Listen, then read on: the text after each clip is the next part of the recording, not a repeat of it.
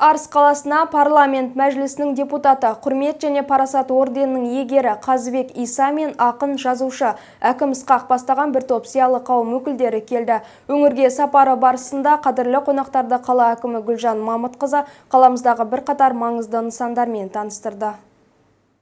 Арыстың бүгінгі ахуалын, өңірдің өркендеу бағытын көрмек ниетпен қала басшысына жол бастатқан қонақтар әуелі облыста тұңғыш рет ашылған тең қоғам оңалту орталығына бет бұрды. Мұнда мүмкіндігі шектеулі зағип жандарға жан-жақты жағдай жасалған. Орталыққа келгендер кітап оқу залында еркін тақырыпта ізденіп, интернет алаңында компьютермен жұмыс істей алады. Спорт бұрышында физикалық дене жаттығуларын жасайды. Сонымен қатар қолөнер бұйымдары бұрышында түрлі кәдесыйлар жасауды үйреніп, зағиптарға арналған үстел теннисінде көңіл сергіте алады. Сондай-ақ мұнда йога орталығы да жұмыс істейді. Оған қоса шахмат, дойбы, тоғызқұмалақ сынды ұлттық зияткерлік ойын түрлерін ойнап, үйренуге барлық жағдай жасалған. Мамандардың айтуынша, орталық ашылғалы бері 3000-ға жуық азаматқа қызмет көрсетілген. Қазақша алфавит ойлап тапқан Ахан Қасымов кісі. Бедерлі. Солар оқиды ғой. Бізде оқи алатын адам да бар. Осыны ойлап. Одан кейін бізде әдеби кітаптарымыз бар бізде. Жалпы қорымыз бізде 1810.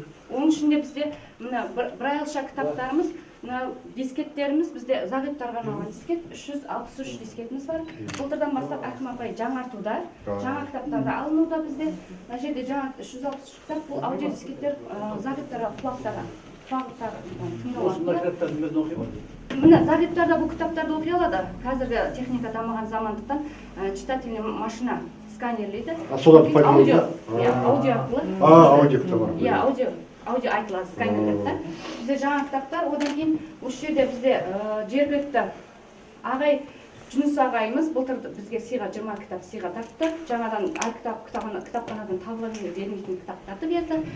Әрмен қарай құрметті қонақтар республика көлемінде алғаш рет ашылған ардагерлер үйінде болды. Ардагерлерге құрмет көрсету, оларға жағдай жасау мақсатында 2021 жылы шаһар басшысы Гүлжан Құрманбекованың бастамасымен ашылған. Орталық бүгінде қазыналы қарттардың сүйікті демалыс орнына айналды. Бұл орталықта қариялар спортпен шұғылданып, тұз шахтасының, сенсорлық бөлме, интернет-кафе, йога, үстел теннисі, бильярд, шахмат, дойбы ойынын ойнап, массаж, кітапхана қызметін тегін пайдаланады. Арыста мүмкіндігі шектеулі жандардың ем алуына және дем алуына қолайлы жағдай туғызатын орталықтардың ашылуы қуантқанын айтқан қонақтар, қариясын құрметтеген елдің қашанда ертеңі биік мерейі үстем болары анық екенін айтып, балалар мен аға буын өкілдеріне қамқорлық танытып, қолдау көрсеткен Арыс халқы көпке үлгі екенін жеткізді. Өз кезегінде қала басшысы Гүлжан Мамытқызы еліміздің өркендеуі мен дамуы үшін қажырлы еңбек еткен, халқымыздың болашағы үшін тер төккен алдыңғы буын аға апаларымызға деген құрмет жүйелі түрде жалғасын табатынын айтып, қадірлі қонақтарға алғыс білдірді. Балауса Оспан, Мейіржан Ғалымжанұлы, Арт ТВ жаңалықтары.